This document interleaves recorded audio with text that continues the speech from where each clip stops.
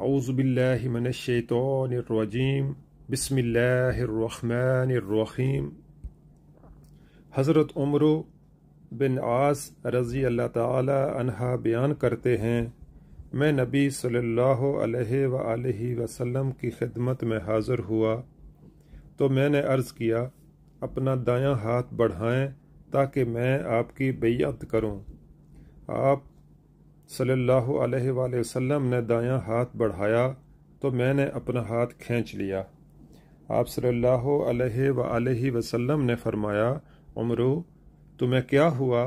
میں نے عرض کیا، میں شرط قائم کرنا چاہتا ہوں۔ آپ صلی اللہ علیہ وآلہ وسلم نے فرمایا، بتاؤ کیا شرط قائم کرنا چاہتے ہو؟ میں نے عرض کیا، یہ کہ مجھے بخش دیا جائے۔